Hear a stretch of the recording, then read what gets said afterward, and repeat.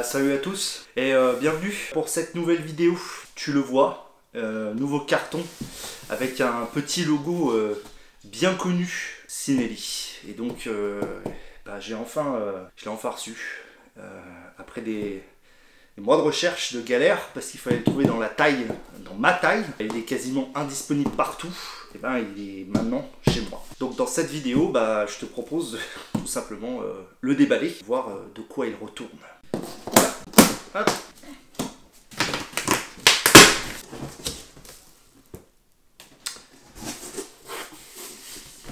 Avant qu'on le déballe, j'aimerais bien te faire un petit historique quand même de ce qu'est le Cinelli Vigorelli. Je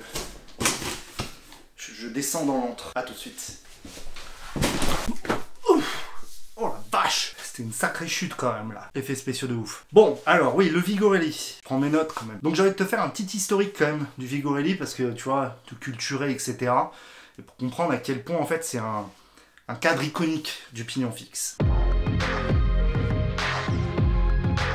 Donc d'où vient Vigorelli? Tout simplement d'un vélodrome en Italie, qui en fait a été utilisé pour les records de l'or jusqu'en 1967. Alors un vélodrome qui aujourd'hui en fait existe plus trop, il est utilisé notamment pour des matchs de football américain. Mais voilà, c'est un vélodrome de légende, qui donc a donné son nom au célèbre Cinelli Vigorelli. Voici le premier cadre Cinelli Vigorelli Vigorelli, qui date de 2006, dans ce schéma de couleurs blanc et bleu, totalement iconique. En fait, c'était un cadre aluminium très simple, ce Vigorelli. Le truc, c'est qu'en fait, à la base fait pour la piste, en fait, son histoire est sortie du vélodrome. De par sa conception en aluminium très robuste, sa disponibilité quand même plutôt grande sur le marché grâce à Cinelli, il a été très rapidement adopté dans la culture fixie. Bientôt, je te ferai une vidéo sur la culture fixie et tout ce que je te dis fera sens. Et oui, un cadre neuf fixie abordable, plein essor du mouvement fixie, ça faisait totalement sens. En plus, le look était plutôt moderne, la déco était plutôt urbaine, assez moderne dans son cas aussi. La géométrie était quand même très piste, mais restait utilisable en ville. C'est-à-dire c'était pas non plus un carbone ultra violent. En fait, sans le vouloir, ce Vigorelli allait être le point d'entrée de Cinelli dans le marché du fixie et de cette mode urbaine du fixie. Il faudra que je fasse une vidéo vraiment dédiée au collectif MASH, parce que c'est hyper intéressant. Juste pour te résumer, MASH, c'est un des groupes ou un des collectifs de fixie les plus populaires au monde. Maintenant, c'est surtout un shop. Ils ont vraiment... Alors, je vais pas dire que c'est eux qui ont vraiment popularisé la culture fixie, mais on a tous vu une vidéo de MASH dans notre vie, surtout quand on fait du pignon fixe. Et puis surtout, et c'est là où tout devient un petit peu plus iconique, Cinelli et MASH ont fait une collab. Alors, pas sur le Vigorelli, mais qui a probablement aussi permis à ce Cinelli Vigorelli de rentrer un petit peu dans la légende. MASH a fait avec Cinelli des cadres fixie, cyclo, enfin toute une gamme acier alu en collaboration avec la marque italienne. En fait, ça a donné naissance vraiment à des cadres iconiques, le Parallax par exemple, qui aujourd'hui en occasion sont déjà introuvables quasiment ou à des prix démesurés quand ils sont en bon état. Tout simplement parce que c'était des petites séries au final. Mais en fait, ce que ça a permis, cette collaboration entre MASH et Cinelli, c'est de vraiment mettre Cinelli en plein centre de la culture fixie. Et donc forcément, de facto, de mettre aussi le Vigorelli en plein milieu de tout ça. Les MASH X Cinelli étaient beaucoup plus chers quand même que le Vigorelli de base. Et au final, le Vigorelli devenait en fait un cadre, malgré qu'il était très cher quand même, devenait un cadre de pignon fixe abordable. Ce que ça a permis, c'est de faire un énorme boost à Cinelli dans le marché du fixe gear urbain, de proposer un cadre comme le Vigorelli qui à la base était un pur 4 pistes, au final de devenir presque une icône du mouvement fixie, même si, bon, il est critiqué bien sûr, il y a ses détracteurs, mais c'est quand même un bon cadre fait par une marque italienne et MASH a probablement beaucoup participé à son succès. Mais ce qui a fait aussi le grand succès des Vigorelli, c'est ses couleurs iconiques. On a eu bien sûr le bleu et blanc de la première génération, ensuite on a eu un noir et jaune, et on a eu aussi le Vigorosa, qui est là aussi une icône du pignon fixe. Cinelli a rebooté le Vigorosa avec un schéma de couleur un peu différent. Au lieu que ça soit bleu avant, rose arrière, c'était bleu d'un côté, enfin bleu bleu taupe d'un côté et rose de l'autre, ce qui donne un look vraiment super marrant au Vigorosa. Chacun en fait a sa petite histoire, alors forcément certains sont moins cotés que d'autres. Forcément au fil des années, eh bien ça s'est un petit peu étiolé. On a vu un petit peu moins de hype, vu que le mouvement Fixie descendait peut-être petit à petit. Forcément les coloris étaient de moins en moins intéressants, mais les premières générations étaient quand même assez folles et aujourd'hui restent à un prix quand même très élevé. Enfin, certains ont maintenant plus de 15 ans ces cadres et ils s'échangent toujours à des prix démesuré parce que aujourd'hui le Vigorelli est vraiment, t'achètes un Vigorelli, t'achètes pas n'importe quel cadre, même si c'est que de l'alu, hein, bah t'achètes un Cinelli Vigorelli. Moi je suis quand même curieux de savoir lequel des coloris tu préfères.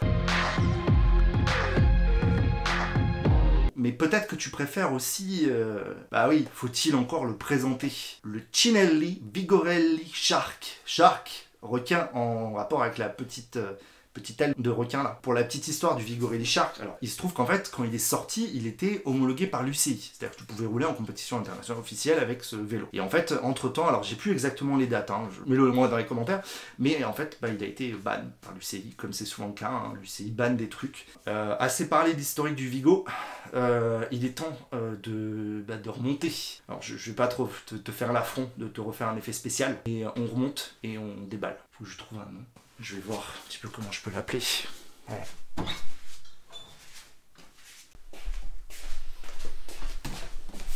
Donc tu sais maintenant un peu plus l'histoire du Cinelli Vigorelli. Donc sans trompette ni trombone, ouvrons un petit peu tout ça. Alors il y a plusieurs cartons. Commencer par celui-là. Que des surprises en ce jour.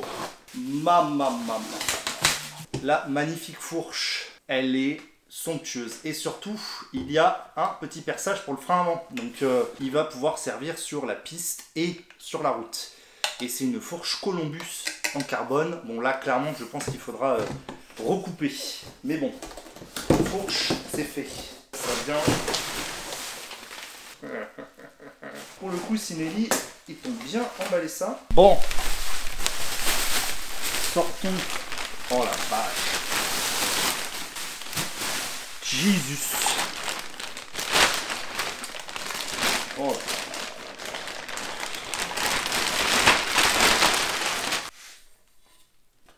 Ok.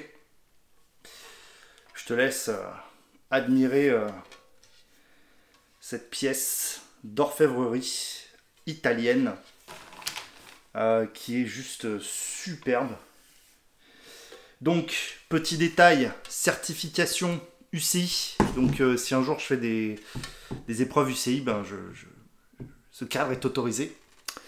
Mais tu peux le voir, la peinture et la peinture est complètement folle. Et puis là c'est parfaitement fini quoi.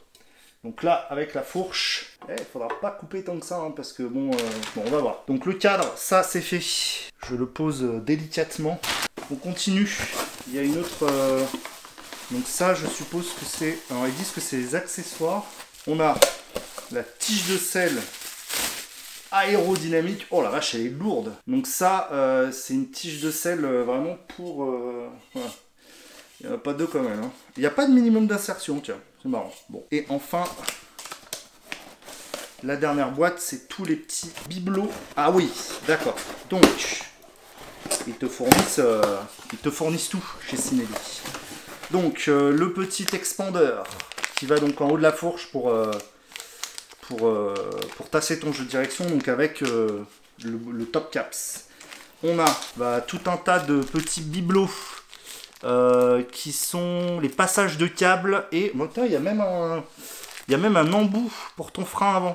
Donc ça c'est bien, merci Cinelli. Le réglage de selle, voilà, donc pour régler la tige de selle. Le jeu de direction qui est donc un Columbus.